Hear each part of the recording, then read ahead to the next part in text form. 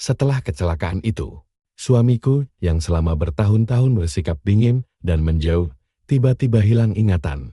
Dokter bilang, ingatannya kembali ke masa saat dia berusia 18 tahun. Setiap hari, dia berlarian di dalam rumah memakai bajuku. Dia bergelayut di punggungku sambil merengek, "Suamiku, boleh ya aku bolos sekolah hari ini?" Aku mendorongnya menjauh dengan wajah yang datar tanpa ekspresi. "Yan King, apa kamu nggak capek pura-pura amnesia begini?" Seketika itu juga, matanya berkaca-kaca menahan tangis. Yang dia inginkan hanyalah berlari mendekat dan menggenggam tanganku. Aku memandangi wajahnya yang tampak menyedihkan dan berlinang air mata. Aku sendiri tidak tahu kenapa aku tega mengucapkan kata-kata yang begitu menyakitkan padanya. Mungkin karena aku memang sudah tidak mencintainya lagi. Bau menyengat disinfektan rumah sakit membuat kepalaku berdenyut sakit. Yan King sedang terbaring di ranjang rumah sakit. Perban putih melilit dahinya. Saat dia membuka mata, tatapannya terlihat sangat sayu. "Maaf, tapi kamu siapa dia?" Suaranya terdengar sangat lembut, nyaris seperti bisikan yang ragu-ragu. Sama sekali tidak terdengar seperti suaranya dalam beberapa tahun terakhir ini. Dulu, suaranya selalu terdengar dingin, setajam es. "Aku berdiri kaku di samping ranjang, Jiang Ling," jawabku. Setelah aku berbicara, dia mengerjapkan matanya. Bulu matanya terlihat sangat lentik dan panjang. "Apa kita saling kenal, tampan?" tanyanya. Di samping kami, dokter sedang membolak-balik papan catatan medisnya. "Benturan itu menyebabkan amnesia retrograd," jelas dokter. "Ingatannya kemungkinan besar terjebak di masa mudanya. Bantuan dan kerjasama dari keluarga bisa membantunya pulih kembali." Tiba-tiba, Yan King mengulurkan tangan dan memegang lengan bajuku. "Kamu beneran ganteng banget." Dia tersenyum, sudut bibirnya sedikit terangkat. "Apa jangan-jangan kamu pacarku?" Aku menatap ke bawah, ke arah tangannya yang pucat dan ramping. Bekas cincin di jarinya masih tercetak sangat jelas. Dia baru saja melepas cincin itu. Aku melihat dengan mata kepalaku sendiri saat dia melepasnya. Sekarang, bagian itu benar-benar polos. "Aku bukan pacarmu." Aku menarik lengan bajuku, "Aku suamimu." Ekspresinya langsung membeku seketika. Lalu, seluruh wajahnya merona merah padam. Bahkan ujung telinganya pun ikut memerah. "Entem maaf banget." Dia langsung duduk dengan panik, hingga selimutnya merosot turun sampai ke pinggang. Pasin itu, Yan King, mulutnya tampak mencong. "Aku nggak ingat apa aku beneran udah nikah." "Kapan itu terjadinya?" "Sekitar 3 tahun yang lalu." "Terus sekarang umurku berapa?" 27. Dia langsung mematung. Dia menunduk, menatap kedua tangannya sendiri. Lalu menyentuh wajahnya. Sorot matanya tampak begitu panik, seperti tatapan anak kecil yang tersesat. "Seingatku harusnya aku baru 18 tahun sekarang." Bisiknya. Aku nggak merespons. Perawat masuk untuk mengganti perbannya. Sepanjang waktu, dia terus memegangi bajuku dan nggak mau melepaskannya. Ujung-ujung jarinya sampai memucat karena mencengkeram begitu erat. "Pak Jian, pasien sekarang sangat bergantung pada Anda. Tolong usahakan jangan ditinggal terlalu lama, ya." Perawat itu mengedipkan mata padaku. Yan King langsung mengangguk. Dia menatapku dengan tatapan memilas. "Jangan pergi." Aku agak takut. Ini benar-benar kalimat yang sangat asing keluar dari mulutnya. Memangnya apa yang dia takuti selama 3 tahun belakangan ini?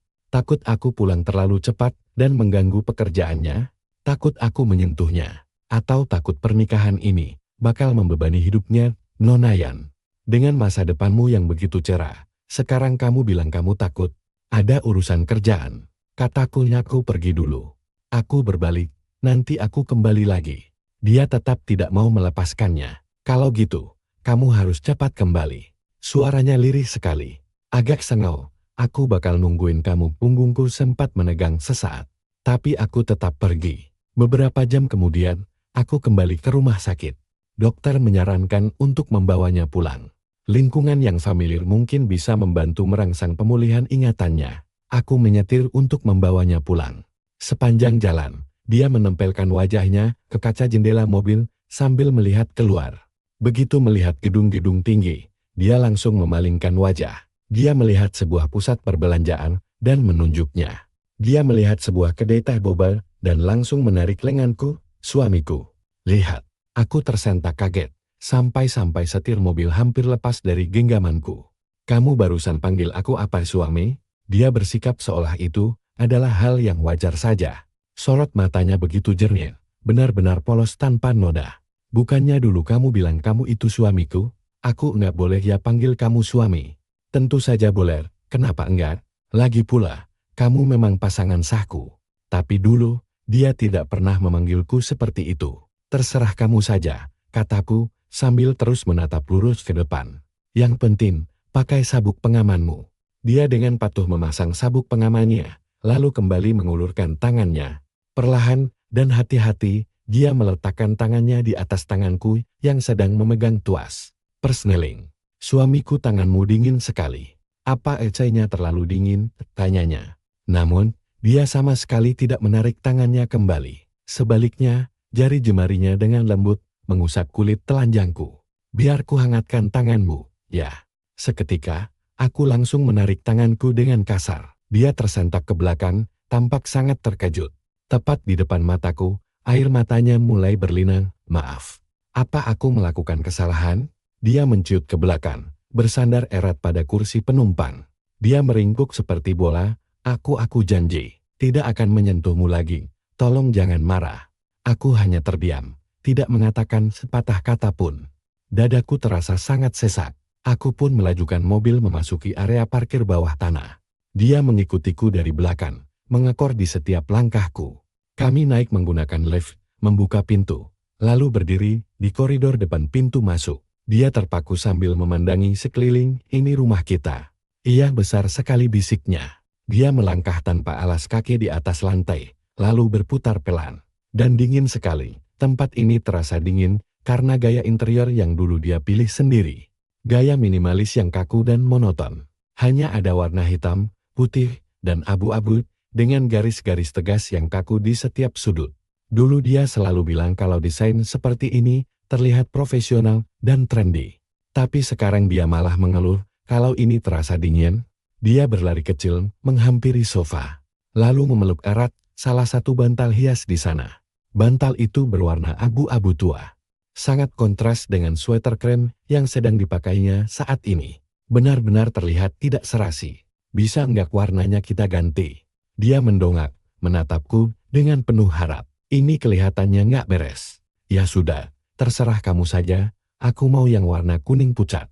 Matanya tiba-tiba berbinar. Salah satu yang berbulu halus itu. Aku nggak merespons, tapi dia nggak keberatan. Dia berjalan masuk sambil melompat-lompat kegirangan. Dia membuka kamar tidur utama, lalu membeku. Di dalam kamar, dua tempat tidur single diletakkan terpisah, disekat oleh sebuah nakas. Bagian atas nakas itu benar-benar kosong melompong. Bahkan tidak ada satupun lampu yang terlihat. Kita tidur di kasur terpisah. Dia menoleh menatapku. Matanya memancarkan rasa terluka. Kamu sendiri yang minta begini. Kenapa kan kamu sendiri yang bilang butuh ruang pribadi? Dia menggigit bibir bawahnya. Dia berjalan mendekat dan menggenggam tanganku. Kalau begitu aku nggak mau lagi. Bagaimana kalau kita rapatkan saja kasurnya, ya? Aku menunduk menatapnya. Dia mendongak menatapku. Matanya begitu jernih, penuh dengan harapan.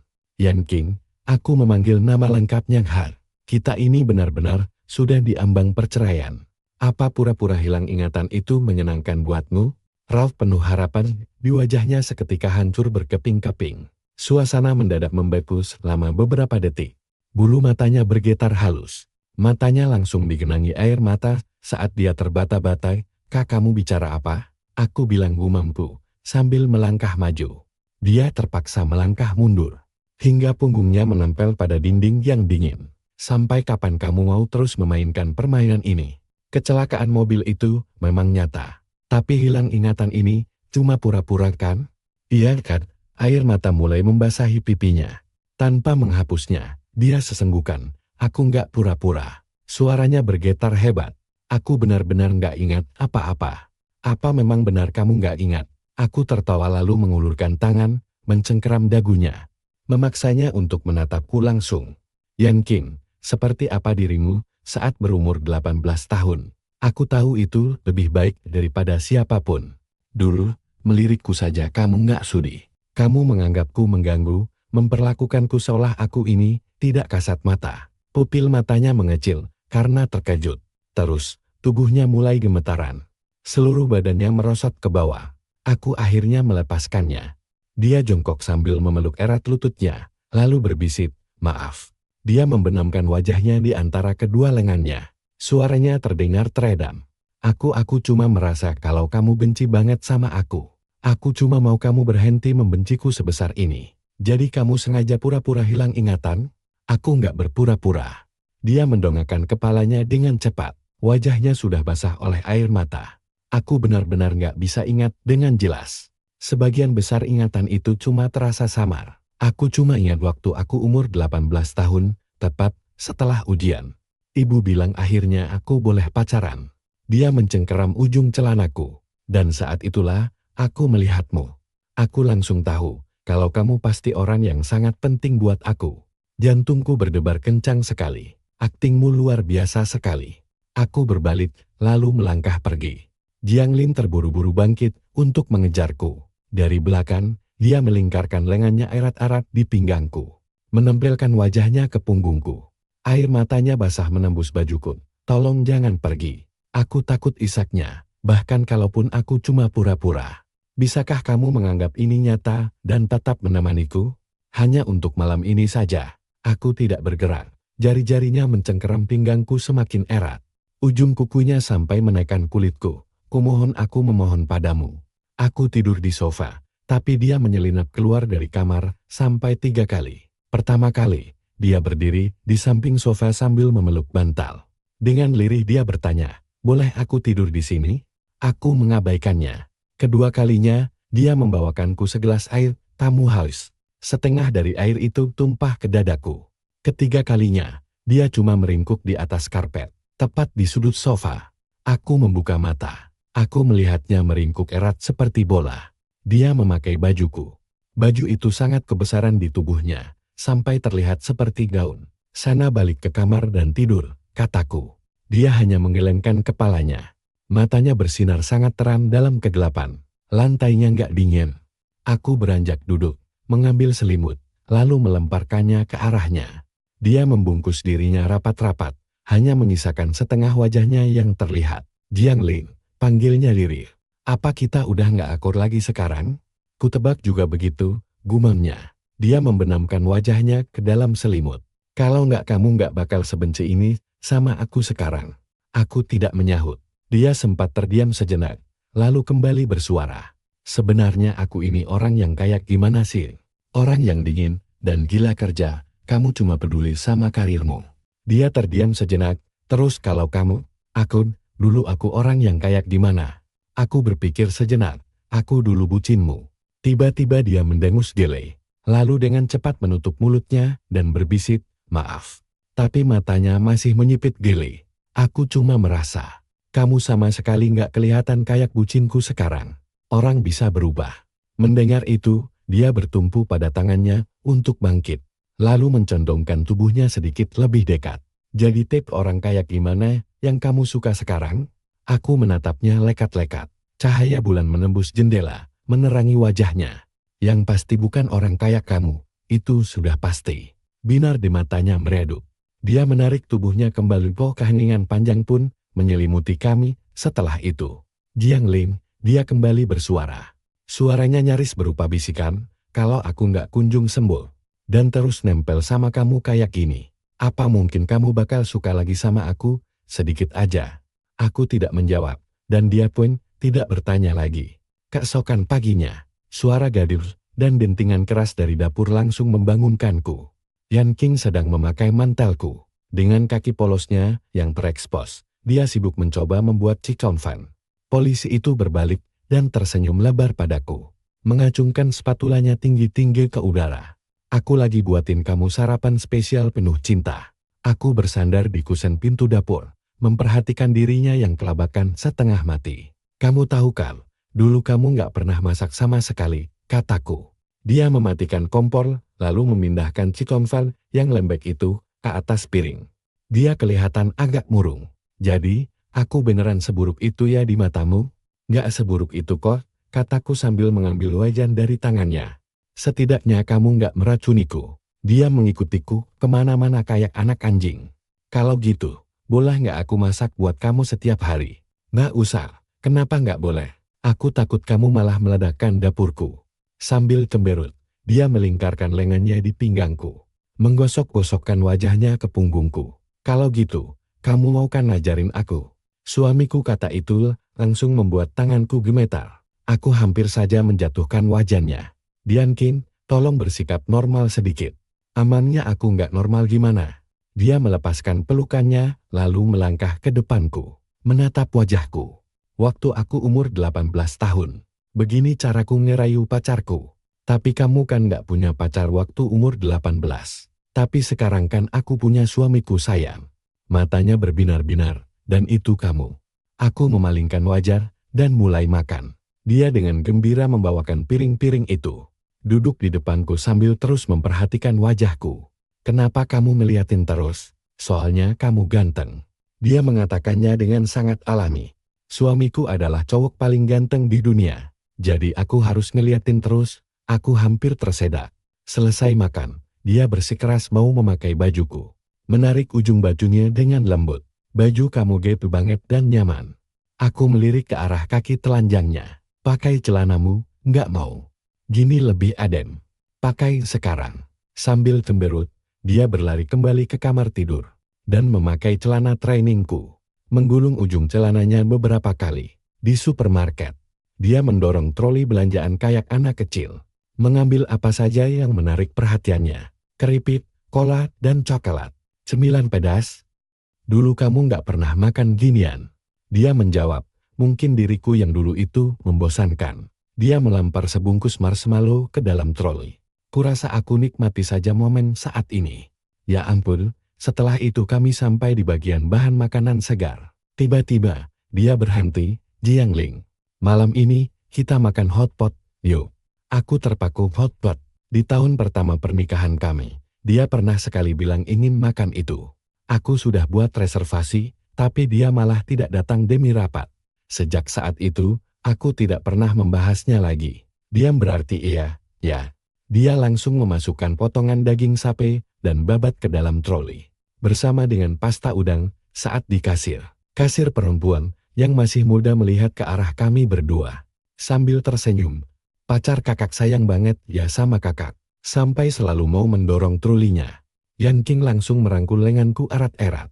Dia sudah jadi suamiku, kataku. Dia mengangguk-angguk dengan bangga. Kami sudah menikah selama 3 tahun. Gadis itu terlihat sangat iri. Kalian berdua mesra sekali. Yan King tersenyum manis hingga matanya menyipit. Iya dong. Dia memang sayang setengah mati denganku. Aku menunduk sambil merapikan belanjaan ke dalam kantong. Dan memilih untuk tidak merusak suasana hatinya. Malam itu, kami menikmati hidangan hotpot.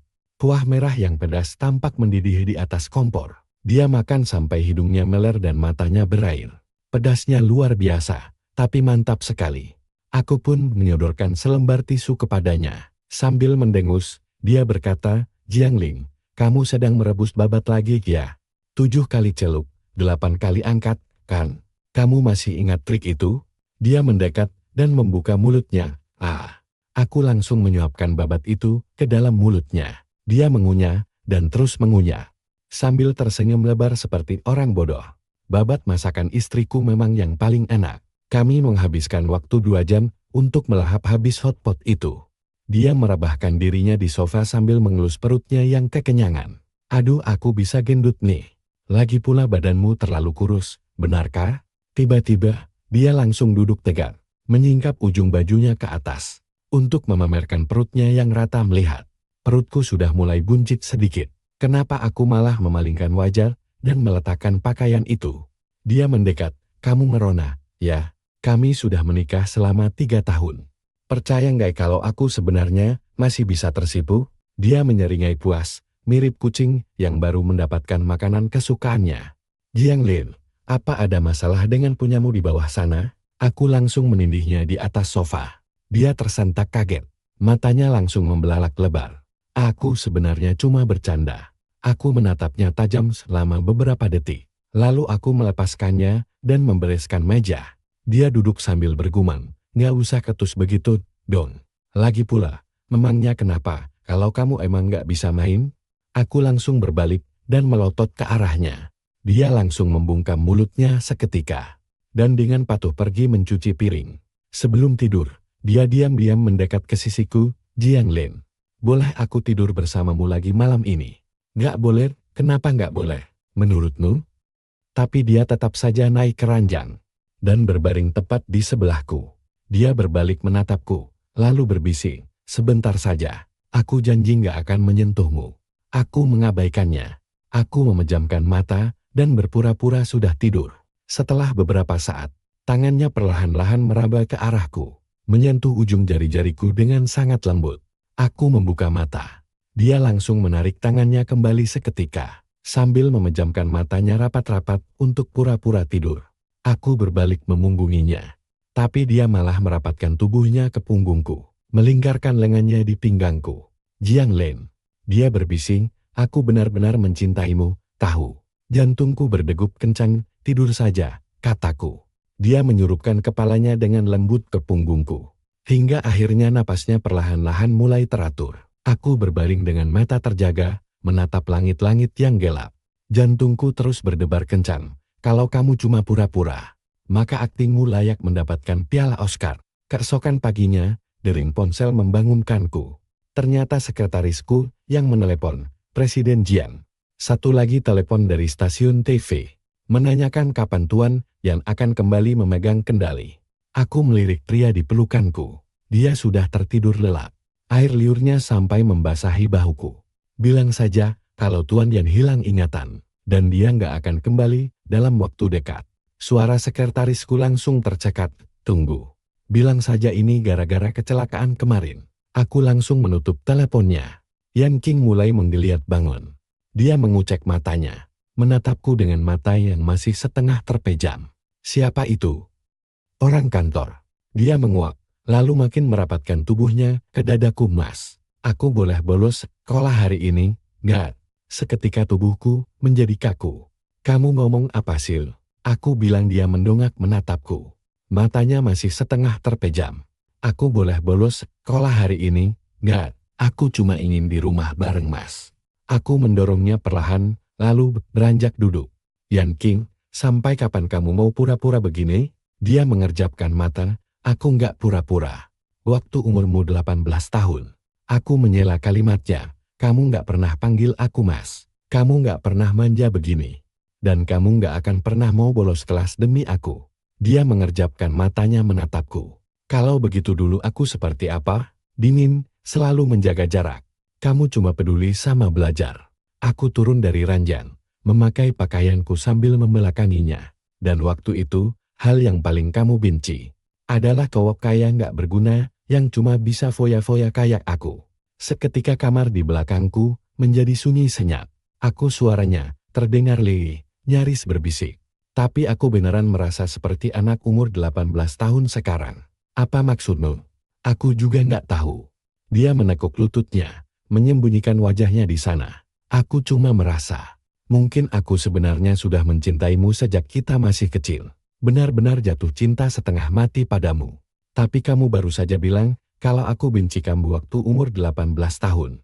Makanya aku jadi bingung, apa ingatanku yang bermasalah ya? Dia mendongak, matanya merah padam.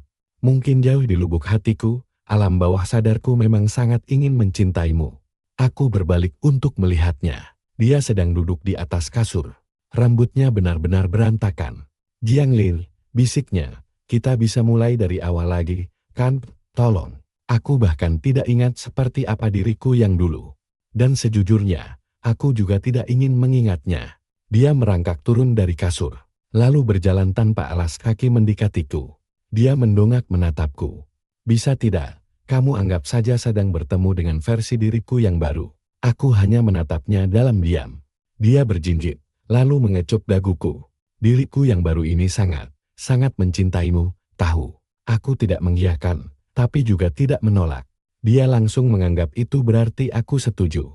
Dan dia langsung mulai ngelunjak. Pas aku lagi sikat gigi di pagi hari, tiba-tiba dia memelukku erat dari belakang. Menyandarkan kepalanya di punggungku. Selamat pagi, suamiku. Pas aku lagi masak, dia bersikeras mau membantu. Tapi ujung-ujungnya, dia malah memasukkan garam, bukannya gula. Rasanya parah banget, sampai aku hampir mati tersedak. Pas lagi kerja, aku harus beresin kekacauan yang dia buat. Dia duduk tepat di sebelahku sambil membawa laptopnya. Katanya sih mau nemenin aku. Padahal aslinya, dia cuma sibuk scroll aplikasi belanja. Jiang Lei, lihat deh piyama kelinci ini. Lucu banget, beli ini ya? Tolong boleh ya? Kita beli yang kembaran, kamu pakai yang serigala jahat. Terus aku pakai yang kelinci putih kecil ya? Tentu saja, ujung-ujungnya dia tetap membelinya. 2 hari kemudian, paketnya pun tiba. Dia langsung merobek dan membuka paketnya saat itu juga. Dia maksa aku buat memakainya. Kalau kamu nggak pakai, aku nggak mau makan. Dia benar-benar bikin aku pusing. Jadi akhirnya, aku terpaksa pakai piyama Onesi serigala jahat yang konyol banget itu. Dia ketawa ngakak sampai berguling-guling di kasur. Haha, Jiang Lin, kamu kelihatan gemas banget. Aku merengut dan mencoba ganti baju, tapi dia malah merengek, jangan dilepas. Dia langsung menerkam dan memeluk leherku. Ini lucu banget tahu. Cocok banget sama piyama kelinci kecilku. Dia lagi pakai piyama kelinci, lengkap dengan telinga yang terkulai dan ekor bulat yang gembul. Jujur saja, sebenarnya itu kelihatan lumayan imut. Sini turun, cepat. Jangan, stop nempel-nempel terus. Suamiku, ayo kita foto. Satu foto aja, ayolah. Akhirnya, aku pasrah diseret buat foto bareng. Dia langsung memposting foto itu di media sosialnya. Dengan caption, keseharian bersama Tuan Serigala Jahat. Seketika, HP-ku langsung banjir notifikasi. Grup chatku langsung heboh nge-spam, Jiang Lin, kamu kesurupan, ya? Itu beneran kamu, astaga. Beli piyama kayak itu di mana? Bagi linknya, dong.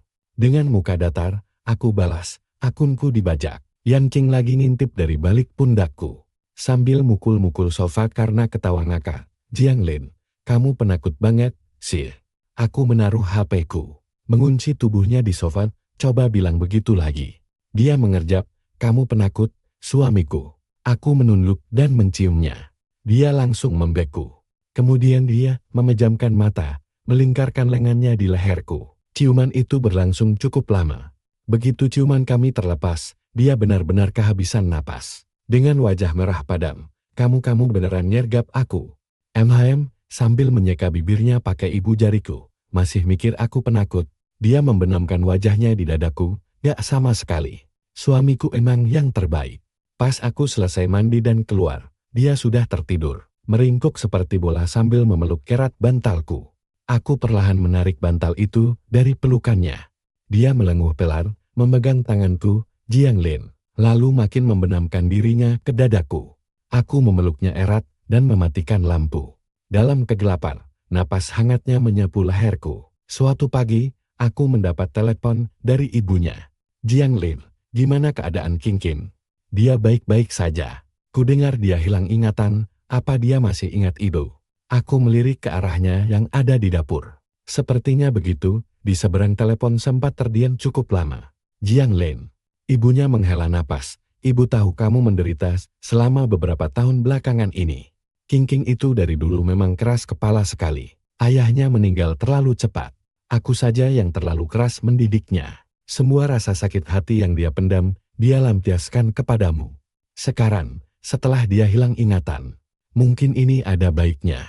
Dia terdiam sejenak, lalu bertanya, bisakah kamu bersikap lebih baik padanya? Aku menoleh ke arah Yang Qing. Dia tersenyum bodoh ke arahku ibu. Aku memberitahu ibunya, kalau aku selalu memperlakukannya dengan baik. Aku menutup telepon. Yang Qing berjalan mendekat sambil membawa piring. Ibumu tangannya gemetar. Piring itu hampir saja terlepas. Ibuku apa yang dia katakan? Dia ingin aku memperlakukanmu dengan lebih baik. Dia menggigit bibirnya, Jiang Lin. Apa dulu aku tidak akur dengan ibuku? Biasa saja kok. Aku mengambil piring itu. Dia hanya terlalu keras menuntutmu. Jadi kamu merasa seolah dia tidak menyayangimu. Tapi apa dia benar-benar menyayangiku? Aku menghela napas. Cara dia menunjukkannya saja yang salah. Dia menundul. Aku ingin bertemu dengan Yan Kapar. Sekarang, jadi, kami pergi ke rumah keluarga Yan. Ibunya sudah berdiri di depan pintu. Matanya sudah memerah. Yan Qing bersembunyi di belakangku. Tangannya mencengkeram erat bajuku. Qing Qing, ucap ibunya, berjalan mendekat untuk menggenggam tangannya. Yang King menyusut mundur, membuat tangan ibunya terhenti kaku di udara. Air mata mulai membasahi wajah ibunya. Aku angkat bicara, dia mungkin hanya belum terbiasa. Ibu tahu, ibu tahu. Ibunya menyeka air mata, ayo kita masuk dulu. Begitu di dalam, Yang King duduk menempel erat padaku. Ibunya menuangkan air untuknya. King, apa kamu masih ingat ibu? Yang King mengangguk. Ibunya menutupi wajahnya sambil menangis. Maafkan ibu, King, ini semua salah ibu, karena sudah memperlakukanmu seperti itu dulu. Melihatnya, Yang King tiba-tiba ikut menangis ibu. Tolong jangan menangis, dia dengan panik mengambil beberapa lembar tisu. Ibunya memeluknya dengan sangat erat. Dan tangis keduanya pun pecah bersama. Duduk di dekat mereka, aku merasa benar-benar seperti orang luar. Setelah tangisnya reda, ibunya memegang tangan Yang King dan berbicara dengan lembut. Yang King mendengarkan dengan saksama. Sesekali menganggukkan kepalanya. Aku duduk di dekat mereka, asik menstrol ponselku. Grup chat anak-anak ramai banget, pada ngetat aku. Pasanganmu hilang ingatan? Beneran? Gila, seriusan? Sekarang dia jadi kayak di mana? Dia manja banget dan nempel terus. Agak konyol juga. Apa itu beneran Yang King? Bro, kamu bener-bener dapet jackpot. Jiang Lin, dulu siapa sih yang tahan sama si cantik yang dingin itu? Mengabaikan obrolan itu, aku mendongak menatap Yang King. Dia tersenyum hangat, matanya menyipit manis, sambil mendengarkan ibunya menceritakan kisah masa kecilnya yang memalukan. Ya, aku benar-benar dapet jackpot. Saat kami meninggalkan rumah ibunya, matanya masih memerah. Apa dulu aku benar-benar seburuk itu sama kamu? Untung saja kamu berbohong demi melindungiku. Dia menggenggam tanganku. Ibu sudah menceritakan semuanya kepadaku. Ibu bilang kalau dulu aku memperlakukanmu dengan sangat buruk, dan bahkan tidak mengizinkan ibu menyukaimu. Aku minta maaf banget. Dia menunduk, aku janji akan memperlakukanmu dengan jauh lebih baik. Aku mengulurkan tangan dan mengacak lembut rambutnya. Kalau begitu, apa kita bisa lebih sering menjenguk ibuku? Oke suamiku, kamu baik banget sama aku. Dia berjinjit, lalu menciumku. Lalu, dia tiba-tiba mematung. Sambil menyentuh bibirnya, dia bergumam, Jiang Lin, apa dulu kita hampir nggak pernah berciuman? Pantas saja. Dia mengerucutkan bibirnya. Dulu aku benar-benar bodoh. Tapi nggak apa-apa. Dia tersenyum lagi, mulai sekarang, aku akan menciummu setiap hari. Setelah itu, dia mendekat dan menciumku lagi. Berarti hari ini sudah 2 kali. Aku tersenyum. Dalam perjalanan pulang, dia tertidur. Sambil menunggu lampu merah, aku memandangi wajah damainya. Tiba-tiba aku berpikir bahkan, jika dia hanya berpura-pura, dan bersedia untuk terus berpura-pura seumur hidup, aku pun akan menerimanya dengan senang hati. Sesampainya di rumah, aku menggendongnya keluar dari mobil. Dia terbangun dengan setengah sadar dan bergumam, apa kita sudah sampai rumah? Kalau begitu, turunkan aku bisa jalan sendiri. Nggak usah, nggak apa-apa lagi pula, mana boleh. Kamu nggak capek. Jiang Lin dia melingkarkan kedua lengannya di leherku. Kenapa sih kamu baik banget sama aku? Kamu baru sadar sekarang. Aku udah tahu dari dulu. Dia mengusal manja padaku. Cuma aku nggak berani bilang aja. Aku menggendongnya masuk lalu mendudukkannya di sofa. Tapi dia terus memelukku erat, nggak mau lepas. Jiang Lin, aku mau mandi. Sini, mandiin aku. Pergelangan tanganku sakit, katanya sambil mengangkat tangannya. Lihat deh. Tadi ibu mencengkeramnya kencang banget, sampai merah begini. Aku melirik ke bawah. Memang agak memerah sih. Mandi sendiri sana nggak mau, ayolah. Dia terus-menerus merengek, sampai akhirnya aku menyerah dan mau membantunya. Aku bakal kasih kamu hadiah. Hadiah apa memangnya? Rahasia. Tapi ujung-ujungnya, aku tetap membantunya juga. Dan ternyata, ini dia hadiahnya. Dia berdiri di dalam kamar mandi dengan piyama kelinci putihnya yang berbulu halus, lalu menari-nari kecil. Meskipun gerakannya sama sekali nggak beraturan, dia kelihatan persis seperti kelinci kecil yang lagi agak mabuk. Tapi aku tetap menonton semuanya sampai selesai dan memberikan penilaianku. Dia langsung menerjang ke arahku. Cuma lumayan? Jiang Lin, kamu pelit banget. Aku pun menangkap tubuhnya. Lain kali kamu harus berusaha lebih keras lagi. Keesokan paginya, aku terbangun gara-gara ditendang dengan sangat keras. Maksudku, ini beneran ditendang. Tulang keringku kena hantaman yang sakit banget. Rasa sakitnya membuatku langsung tersentak bangun. Hanya untuk melihat Yan King yang meringkuk di sudut lain, terbungkus rapat di dalam selimut tebal seperti kepompong. Hanya matanya yang mengintip keluar, menatapku dengan begitu dingin. Aku mematung sesaat. Aku tahu betul tatapan itu selama 3 tahun terakhir. Setiap pagi saat aku membuka mata, yang menyambutku saat itu adalah tatapan mata ini, begitu dingin sampai rasanya aku membeku seketika. Yan King, ini kamu? Tanyaku ragu-ragu. Iya, sahutnya ketus dengan nada keras. Dia langsung duduk, hingga selimutnya merosot jatuh. Dia masih memakai piyama kelinci putih berbulu lembut yang sama dari semalam. Tapi seluruh auranya benar-benar berubah drastis. Dia mengangkat tangan, lalu menyentak telinga kelinci yang terkulai itu dari kepalanya. Ekspresi wajahnya seolah-olah dia sedang membuang sampah yang sangat kotor. Ingatanku sudah kembali, katanya. Ruangan itu begitu sunyi, sampai-sampai dengungan AC pun bisa terdengar. Dia menyibakkan selimut, lalu turun dari tempat tidur.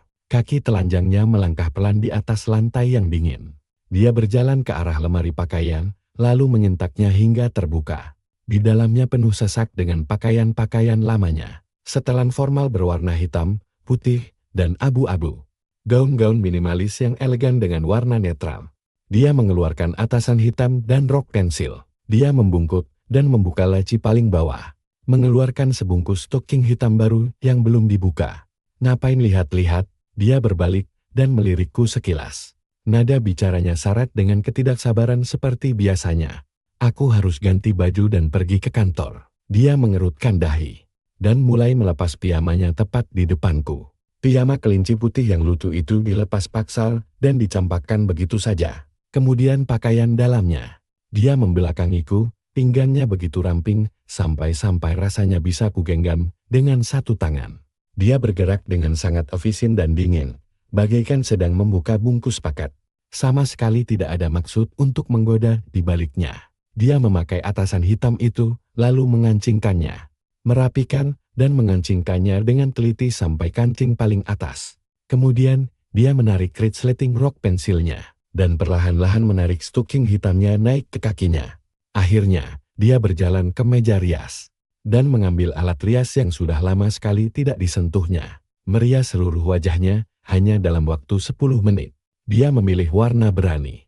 Merah tua, membuat kulit pucatnya tampak seputih salju. Dia berbalik, melangkah dengan bunyi ketukan tumit sepatunya ke arah tempatku duduk. Menatapku dengan dingin dari atas selagi aku terduduk kaku di ranjang. Jiang Lin, katanya. Suaranya benar-benar sedingin es. Terima kasih atas segalanya, selama beberapa hari terakhir ini, aku mendongak menatapnya. Berjuang sekuat tenaga, agar air mataku tidak tumpah. Jadi, selama ini kamu cuma pura-pura. Pasti melelahkan ya, pura-pura hilang ingatan selama ini. Wajahnya menegang sesaat. Namun dia dengan cepat kembali memasang ekspresi angkuhnya yang biasa. Kamu sebenarnya bicara apa sih? Kataku. Aku menyibak selimut lalu berdiri. Satu kepala lebih tinggi darinya. Membuatnya terpaksa mendongak untuk menatapku. Apa kau nggak capek pura-pura hilang ingatan setiap hari? Setelah puas bersenang-senang, sekarang kau baru mau bersikap normal? Bibirnya mengetuk rapat membentuk garis lurus. Aku nggak pura-pura, aku nggak bohong. Aku tertawa sinis. Aku mengulurkan tangan dan mencengkeram dagunya, memaksanya untuk menatap mataku. Kalau begitu, coba beritahu aku. Apa Yan King, yang berusia 18 tahun, bakal lari-larian di rumah pakai bajuku? Apa dia bakal bergelayut di punggungku dan manja-manja? Apa dia bakal memanggilku suami? Apa dia bakal memohon-mohon mengajakku makan hotpot? Apa dia bakal memakai piyama kelinci konyol yang menggelikan ini? Matanya bergetar itu cuma karena ingatanku yang kacau. Kacau sampai-sampai kepribadianmu dan seluruh hidupmu berubah total. Aku melepaskan cengkeramanku, lalu melangkah mundur. Yan King, akhirnya kau berhenti bersandiwara. Apa membohongiku beberapa hari ini, rasanya seseru itu. Dia berdiri mematung di sana. Jari jemarinya meremas erat ujung roknya. Terus kenapa? Suaranya sedikit bergetar. Tapi dia masih berusaha sok kuat. Sekarang apa yang mau kau katakan padaku? Bahwa aku membohongimu? Bahwa aku mempermainkanmu? Aku nggak mau bilang apa-apa. Aku berbalik dan berjalan menuju kamar mandi. Kemasi barang-barangmu. Hari ini kita urus perceraian kita sampai selesai. Lagi pula ingatanmu sudah kembali. Itu membuatku nggak perlu repot-repot menjelaskan. Kenapa hubungan kita nggak bisa dipertahankan lagi. Jiang Lin, aku mengabaikannya. Aku menyalakan keran air. Membasuh wajahku dengan air dingin. Aku menatap mataku yang memerah di cermin. Menyedihkan sekali. Sejak awal aku tahu semua itu cuma sandiwara. Aku terus memperingatkan diriku sendiri agar tidak terbuai. Tapi pada akhirnya, aku tetap saja percaya. Aku bahkan sempat berharap dia akan terus bersandiwara selamanya. Aku benar-benar bodoh. Kurasa wanita jahat memang tidak akan pernah bisa dipercaya. Aku membasuh wajahku, lalu berjalan keluar. Dia sudah tidak ada lagi di kamar tidur. Aku berganti pakaian, lalu berjalan ke ruang tamu. Dia sedang duduk di sofa. Dia sedang membaca beberapa lembar dokumen di tangannya. Laptopnya terbuka di atas meja kopi. Grafik saham tampak berkedip di layarnya. Begitu mendengar langkahku mendekat. Dia bahkan sama sekali tidak mendongak. Aku sudah meminta pengacaraku untuk menyusun kembali draft perjanjian cerai kita. Suaranya terdengar datar dan tanpa emosi. Lihat saja pembagian asetnya, seperti yang sudah kita bahas sebelumnya. Kamu dapat 60%, aku 40%, aku tidak menginginkan saham perusahaanmu. Semuanya sekarang jadi milikmu. Aku seketika terpaku di tempatku berdiri. Sungguh tidak ada gunanya lagi. Dia akhirnya mendongak menatapku. Tatapan matanya sedingin es, bukannya kamu memang ingin cerai. Sekarang, aku melepaskanmu. Aku sudah bersalah kepadamu selama 3 tahun terakhir ini. Tambahan 20% aset itu adalah ganti rugi untukmu. Aku tertawa, benar-benar tidak percaya dengan apa yang kudengar. Apa kamu benar-benar berpikir aku peduli dengan uangmu? Lalu apalagi yang kurang? Dia menutup map dokumen itu, berdiri, lalu berjalan mendekatiku. Rindu melihatku tersenyum padamu setiap hari. Rindu saat aku bergelayut manja padamu dan memanggilmu suamiku. Rindu saat aku berpura-pura menjadi gadis manis berusia 18 tahun yang naif. Hanya demi membuatmu bahagia. Dia mengangkat tangannya dan menusuk dadaku dengan jarinya. Wajahnya tampak begitu dingin. Biar ku beritahu yaitu, bukan diriku yang sebenarnya. Yan King yang asli memang sedingin ini. Acuh tak acun dan egois. Seorang penggila kerja sejati yang hanya peduli pada keuntungan. Dia menarik sudut-sudut bibirnya, tapi itu adalah senyuman yang mengerikan. Gadis manis dan ceria yang membuatmu jatuh cinta. Gadis manja yang sangat memujamu itu semuanya palsu. Itu semua hanyalah sandiwara yang kumainkan. Aku mencengkeram pergelangan tangannya. Jadi selama ini, kamu hanya berdiri di sana dan memperhatikanku. Melihatku dipermainkan seperti orang bodoh, berputar-putar kebingungan karenamu. Apa itu menyenangkan bagimu? Ya, itu sangat menyenangkan. Matanya juga mulai memerah. Tapi dia sekuat tenaga menahan air matanya. Melihatmu membenciku dengan sepenuh hatimu. Namun tetap terpaksa harus merawatku, bagaimanapun caranya. Padahal mau nggak mau dia tetap harus mengurusku. Melihatmu bersikap seolah-olah kamu membenciku. Tapi kamu masih saja tidak bisa menahan diri untuk bersikap baik padaku. Jiang Lin, apa kamu tahu seberapa kontradiktifnya dirimu? Aku, kontradiktif, aku menariknya mendekat, Yan King. Sebenarnya apa yang kamu inginkan dariku? Mempermainkanku semenyenangkan itu, melihatku cemas setengah mati saat kamu hilang ingatan, dan melihatku terpuruk saat kamu tiba-tiba pulih kembali. Kamu pikir semua itu lucu sekali? Ya, iya, memang. Dengan penuh amarah, dia berteriak. Air matanya akhirnya tumpah begitu saja. Karena aku cuma ingin tahu. Apa kamu bakal peduli kalau sampai kehilangan aku? Aku cuma ingin melihat. Kalau saja aku bukan orang menyebalkan yang dulu. Apa kamu bisa mencintaiku? Biar cuma sedikit saja. Setelah meneriakkan hal itu, seluruh kekuatannya seolah terkuras habis. Bahunya terkulai lemas. Air mata terus mengalir membasahi wajahnya. Melunturkan seluruh riasannya. Tapi aku tidak bisa terus berpura-pura lagi. Bisiknya lirih dengan suara serak. Aku melihatmu begitu baik padaku. Melihatmu tersenyum saat aku bersikap manja. Dan membiarkanku terus menempel padamu.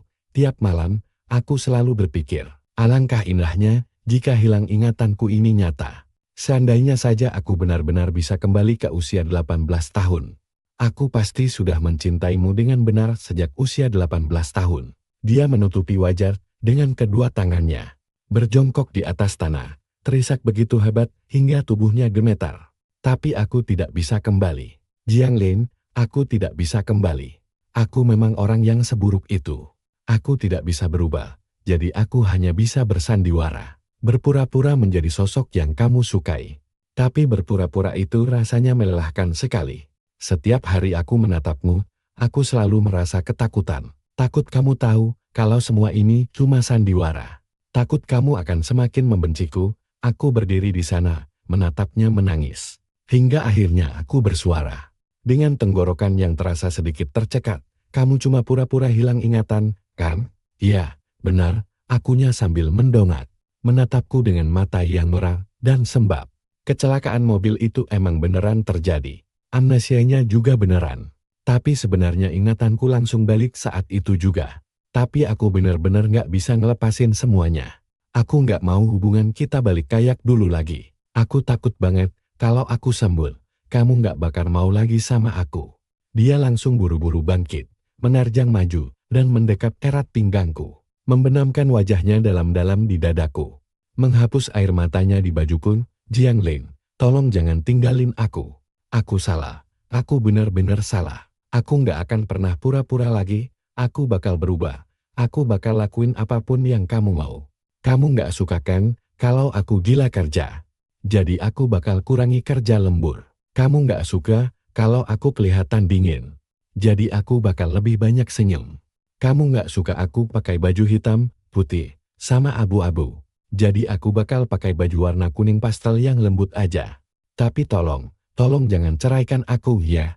Dia terisak begitu hebat, sampai napasnya tersengal-sengal. Dia bahkan hampir kesulitan mengeluarkan kata-kata. Stoking hitam, rok pensil yang ketat, riasan wajah yang anggun, dan bibir merah merona. Tapi sekarang, dia malah menggelayut manja padaku sambil menangis kayak anak kecil. Dia benar-benar beda dari gadis berpiyama kelinci itu. Gadis konyol yang biasanya manja banget. Yan Qin, panggilku lembut iya. Aku menunjuk dadaku, lipstikmu nempel semua di bajuku. Dia langsung mematung. Lalu dia mendongak dan menatap noda merah di dadaku. Begitu melihatnya, dia tiba-tiba tertawa di sela air matanya. Maaf, sayang, bisiknya dengan suara yang sangat pelan. Sambil mencoba mengusap noda itu menggunakan lengan bajunya. Tapi nodanya malah makin belepotan, jangan diusap lagi. Dia langsung diam tak bergerak. Matanya masih basah dan berkaca-kaca. Kita masih jadi cerai. Aku mendekatkan wajahku padanya, nggak untuk sekarang. Matanya perlahan mulai berbinar-binaran. Kalau gitu, dia menggigit bibir bawahnya. Tiba-tiba dia berjinggit untuk menciumku. Ciuman itu terasa asin, karena air matanya terasa begitu pasrah, namun manis. Bercampur dengan aroma manis yang lembut dari lipstiknya. Saat kami akhirnya melepaskan pautan itu, napasnya benar-benar terengah-engah. Tapi tatapan matanya terlihat sangat berbinar bahagia. Jiang Lin, bisiknya, kalau gitu aku mau kamu sekarang. Cuma lagi pakai hakku sebagai istrimu. Memangnya hak yang mana tuh? Dia mendorongku ke sofa, lalu naik ke atasku. Tangannya mendarat di dadaku, hak buat bikin kamu lemas tak berdaya. Aku mengangkat alis, memangnya kamu pikir kamu bisa? Lihat aja nanti, bisiknya, sambil mencondongkan tubuh dan menggigit telingaku. Suaranya terdengar lembut dan begitu menggoda. Mas, sebenarnya belakangan ini aku udah belajar banyak trik baru, loh. Dan setelah itu, dia langsung membuktikannya tanpa ragu. Dia memang benar-benar sudah belajar banyak. Rendah hitamnya robek, pakaian kami benar-benar terkoyak. Rok ketatnya tersingkap sampai ke pinggang saat dia menciumku. Bibir merahnya meninggalkan bekas di sepanjang leherku. Jiang Lin desahnya di telingaku, dulu waktu aku masih 18 tahun. Aku benci banget. Sama aku, yang versi umur 18 tahun, iya, aku melingkarkan lenganku di pinggangnya. Dulu pas di sekolah, kamu selalu muter bola mata tiap kali lihat aku. Kalau gitu, aku yang umur 18 tahun dulu emang bodoh banget. Dia menggigit bahuku. Apalagi suamiku ini aslinya ganteng banget. Baru sadar sekarang. Sebenarnya dari dulu aku udah tahu, kok. Dia menyurupkan kepalanya ke dadaku. Cuma aku terlalu takut aja buat ngakuinnya. Kenapa takut?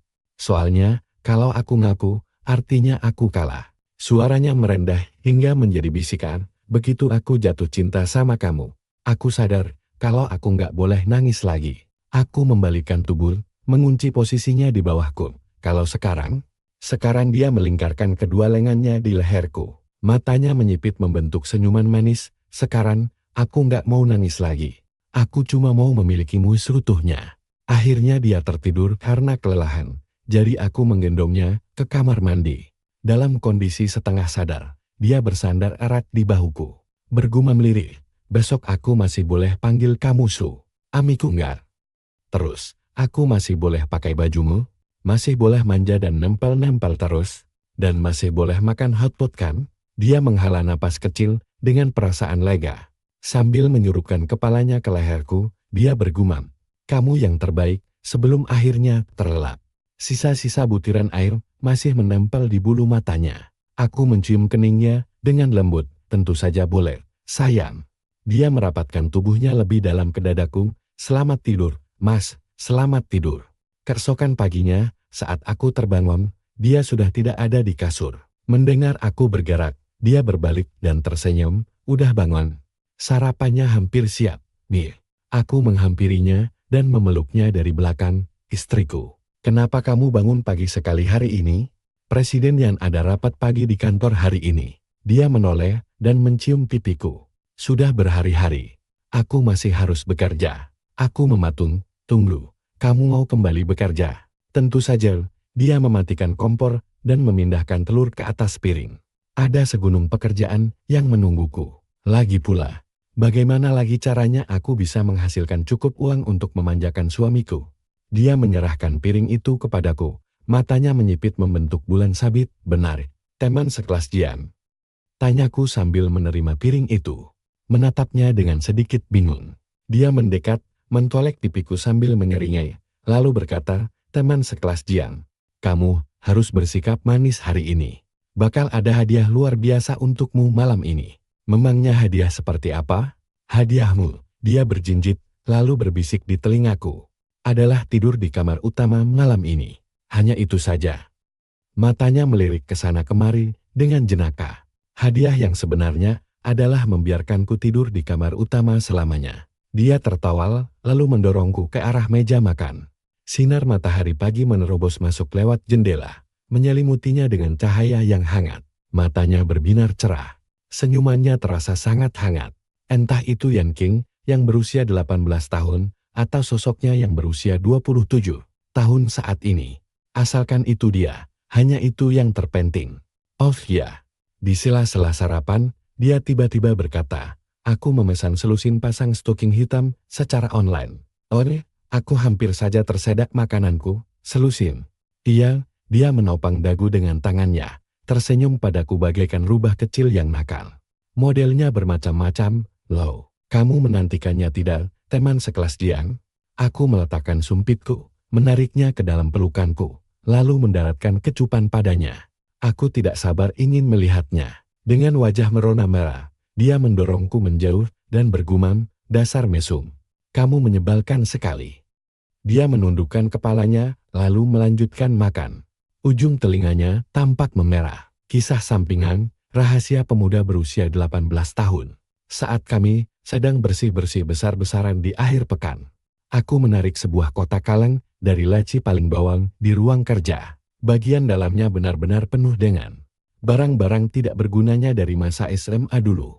Yan King langsung mencondongkan badannya mendekat saat itu juga. "Barang apa ini semua?" "Apa ini surat cinta untuk gadis yang pernah kamu taksir dulu?" Aku membuka-buka buku tahunan lama. Jariku terhenti di satu halaman. "Ini tulisanmu kan?" Dia meliriknya sekilas, dan langsung merebutnya dengan cepat. "Kembalikan." Aku mengangkatnya tinggi-tinggi. "Semoga teman sekelas Jiangling memiliki masa depan yang cerah." Ucapan selamat yang sangat aman dan formal. Dia melompat-lompat berusaha meraihnya. "Berikan padaku, Jiangling." Aku membalik halamannya ke bagian belakang, dan seketika tertegun. Ada sebaris tulisan samar yang ditulis dengan pensil. Sudah hampir terhapus, tapi masih bisa dibaca. "Sebenarnya aku ingin menulis kalau aku menyukaimu, tapi aku tidak berani." Keadaan ruangan mendadak hening. Yan King terpaku. Tepat di depan mataku, Kedua telinganya berubah menjadi merah padam. Aku menunduk dan menatapnya. Bisa tolong dijelaskan, istriku sayang? Dia langsung merebut buku itu dan menjejalkannya kembali ke dalam kotak. Jangan ikut campur. Itu kan cuma coretan masa kecil. Aku menggoda. Coretan? Tapi kok pas banget dia? Menulis namaku saja tidak salah sama sekali. Dia berbalik untuk pergi. Aku menahan pergelangan tangannya dan menariknya kembali. Teman sekelas Niankin. Aku mendekatkan wajahku, menatap langsung ke matanya. Dulu saat kamu berusia 18 tahun, bukankah kamu selalu memutar bola matamu setiap kali melihatku? Matanya bergerak gelisah ke sana kemari. Itu kan putaran mata taktis. Taktis, kamu bahkan tahu tidak arti taktis itu apa.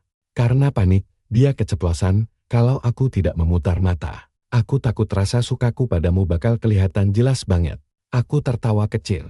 Memangnya sejelas apa? Ya, suaranya terdengar semakin lirih. Seperti ingin terus memandangimu setiap kali kamu main basket. Atau ingin mengikutimu diam-diam saat kamu bolos kelas. Dan setiap kali kamu mengobrol dengan perempuan lain. Aku bahkan sampai tersandung kakiku sendiri. Sejelas itu. Aku mencoba mengingat kembali, seperti saat lututku terluka waktu main basket dulu. Apa kamu yang diam-diam menaruh plester luka di dalam mejaku? Bukan, kok dia langsung terdiam cepat. Lalu menyembunyikan wajahnya di dadaku. Lalu, bagaimana dengan coklat yang selalu ada di laciku? Itu juga ulahmu. Iya, tapi kenapa harus sembunyi-sembunyi? Aku cuma khawatir kamu kelaparan. Dia mendongak, menatapku tajam. Kamu tuh selalu melewatkan sarapan. Terus perutmu keroncongan. Aku selalu dengar suara itu. Aku sendiri bahkan tidak menyadarinya. Jadi kamu yang nyelipin camilan ke laci mejaku setiap hari. Ya, iyalah. Telinganya memerah padam. Aku terlalu takut kalau harus ngasih langsung. Jadi aku terpaksa mengendap-endap kembali saat jam olahraga buat nyelipin semuanya ke mejamu. Tapi ada satu kali aku hampir ketahuan. Aku panik dan langsung kabur lewat pintu belakang. Aku tiba-tiba teringat suatu hari saat aku kembali ke kelas untuk mengambil air minum. Aku melihatnya lari terbirit-birit lewat pintu belakang seperti kelinci. Benar juga. Jadi kejadiannya waktu itu. Terus kenapa kamu malah lari? Kamu bercanda, ya? Waktu itu aku masih megang susu stroberi yang mau kukasih buat kamu.